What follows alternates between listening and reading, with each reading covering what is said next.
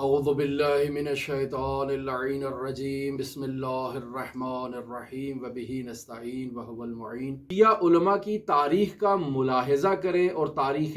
علماء شیعہ کو دیکھیں تو ایسے متعدد علماء آپ کو تاریخ تشیع میں مل جائیں گے کہ جنہوں نے خود کو شہرت سے دور کیا، خود کو عوام سے دور کیا اور حضرات اہل بیت علیہم الصلوۃ والسلام کی سیرت اور تعلیمات پر عمل کرتے ہوئے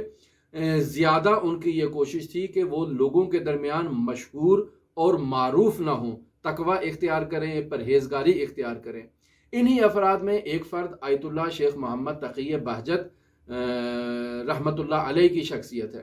مجتہد مسلم ہونے کے باوجود کبھی آپ نے اس بات کی اجازت نہیں دی کہ ان کے فتاوی پر مشتمل توضیح المسائل پبلش کی جا سکے۔ متعدد مرتبہ لوگوں نے تقاضا کیا کہ آپ اپنی توضیح المسائل کو پبلش کریں، لیکن آپ نے منع کر دیا۔ جب مرحوم آیت اللہ عراقی کا انتقال ہوا تو اس وقت متعدد علماء آپ کی خدمت میں تشریف لائے اور آپ سے تقاضا کیا کہ آپ اپنی توضیح المسائل نکالیں۔ تو آقا نے کہا کہ نہیں، متعدد فقہا، علماء، بزرگان موجود ہیں۔ تو افراد نے کہا کہ آپ کے معاصر تمام علماء اس دنیا سے رخصت ہو چکے ہیں، اب یا آپ کے جو ہے وہ معاصر افراد نہیں ہیں اور معاصر افراد کے شاگرد موجود ہیں، آپ کے معاصر نہیں ہیں، ہم عصر افراد نہیں ہیں۔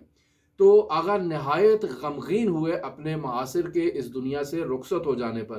اور صرف اس بات کی اجازت دی کہ ان کے فتاوی کو جمع کیا جائے اور پبلش کر دیا جائے۔ کسی کو اس بات کی اجازت نہیں ہے کہ وہ ان کا نام ان کی توضیح المسائل پر لکھے۔ متعدد ایڈیشن اسی طرح سے پبلش ہوئے کہ آیت اللہ کا رسالہ عملیہ یعنی توضیح المسائل مارکیٹ میں آ جاتی، لیکن اس کے اوپر کسی کا نام درج نہ ہوتا کہ یہ توضیح المسائل کس کی ہے۔ پھر آگا پر متعدد افراد نے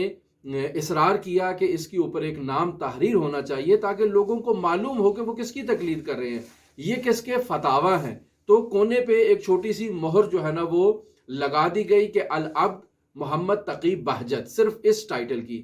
چھٹا ایڈیشن جب اس کا پبلش ہوا تو اس کے انتشار اور پبلش سے پہلے آیت اللہ کے فرزند علی بہجت کہتے ہیں کہ میں نے استخارہ کیا، استخارہ اچھا آیا، تو اسی مہر کا ٹائٹل یعنی العبد محمد تقی بہجت، اس ٹائٹل کو اٹھا کر میں نے توضیح المسائل کی جلد پر لگا دیا، اور جب وہ پبلش ہو کر آقا کی خدمت میں گئی تو آقا نے ناراحتی کے انداز میں یہ کہا کہ یقیناً تم نے اس بات کی کوئی نہ کوئی دلیل تلاش کر لی ہوگی۔ تو اس قدر شہرت سے فرار کرنے والی شخصیت ہے آیت اللہ بہجت۔ اور فقہا کی یہ ایک روش ہوا کرتی تھی کہ ان کے دفاتر سے معمولاً توضیح المسائل مفت تقسیم کی جاتی تھی، وہ افراد جو رجوع کرتے تھے، لیکن آیت اللہ بہجت نے کبھی بھی اس بات کی اجازت نہیں دی کہ ان کا دفتر ان کی توضیح المسائل کو مفت تقسیم کرے اور وجوہات شرعیہ اس مصرف میں لائی جائیں۔ جس کو ضرورت ہے،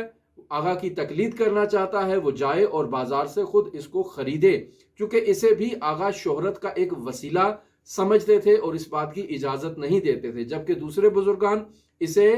وجوہات شرعیہ جو خرچ کرتے تھے وہ ایک واجب کی ادائیگی کہ روزمرہ زندگی کے مسائل کو سیکھنا واجب ہے، تو اس واجب کی ادائیگی کے لیے ایک سہولت فراہم کی جائے تاکہ